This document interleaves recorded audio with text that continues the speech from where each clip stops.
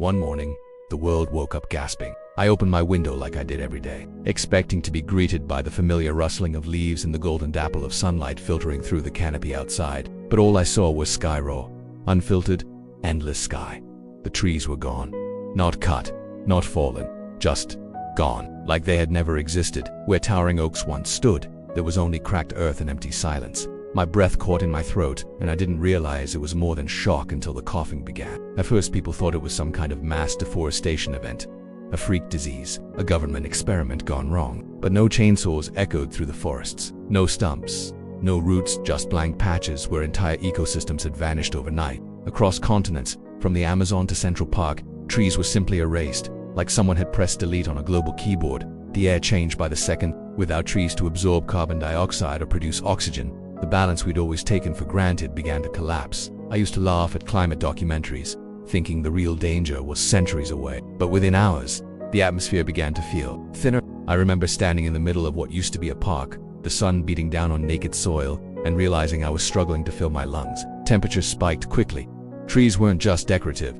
They were Earth's natural regulators. Without their shade and transpiration, the heat became unbearable. Roads buckled, power grids strained under the sudden demand for air conditioning. My skin blistered walking just a few blocks. It was as if the planet had flipped a switch, changing from nurturing to hostile in a single breath. The animals went silent. Birds, squirrels, even the insects that lived among the leaves, they were just gone. Some species had vanished along with the trees. Others, displaced and terrified, wandered into cities in desperate search of food or shelter. I saw a deer collapse on the sidewalk, foam at its mouth, and die. Its eyes were wide open, glazed with confusion. The grasslands couldn't support them. The forests had been their lungs too. Within days, chaos took hold. City dwellers, disconnected from nature for years, finally understood the depth of what we'd lost. Hospitals were overwhelmed not with injuries, but with people suffocating, fainting, hallucinating from the low oxygen levels. Elderly neighbors I'd smiled at for years stopped answering their doors. My younger brother collapsed on our kitchen floor just trying to reach for a glass of water. We couldn't get him help in time. We tried to adapt. Masks with built-in filters became the new normal. But even the best technology couldn't replicate what trees did effortlessly. Rooftop gardens were planted in panic. Hydroponic systems rushed into operation, but they were mere drops in an evaporating ocean. The atmosphere, once rich with life-sustaining gases, was becoming a slow poison. Rain changed too. Without forests pulling moisture from the ground and releasing it into the sky, clouds grew sparse and irregular. When it did rain, it was acidic and filtered pollution falling in sheets. It seared the ground, corroded metal, killed what little plant life remained. I watched a single dandelion, defiant and bright, melt under a storm like wax under flame.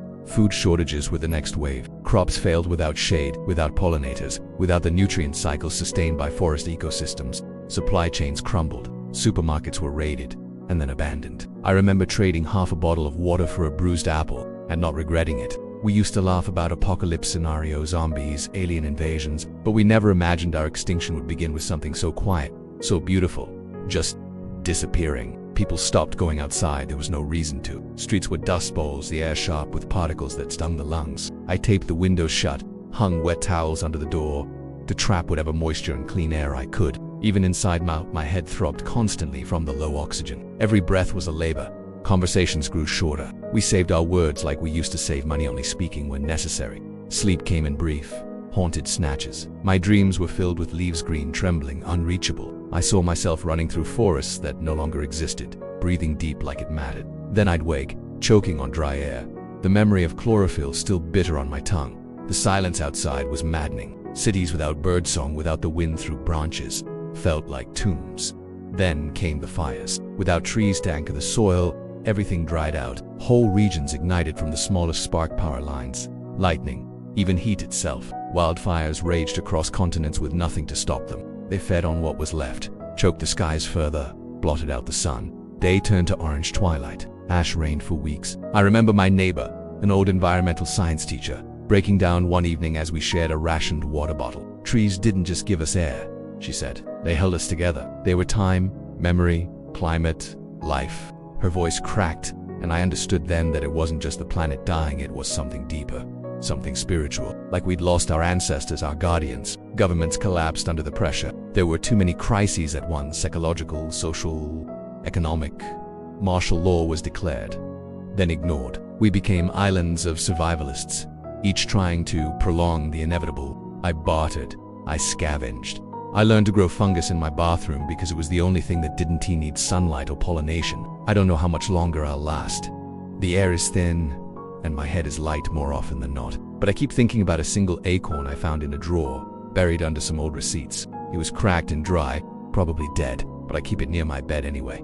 A symbol, maybe a reminder, that once we shared the earth with giants, and we let them vanish. I used to believe humanity would go out with a bang war, asteroid, something cinematic. But now I know the truth. It only takes one breathless morning, one quiet disappearance, one vanishing forest to bring the world to its knees. And now, we are all struggling to breathe.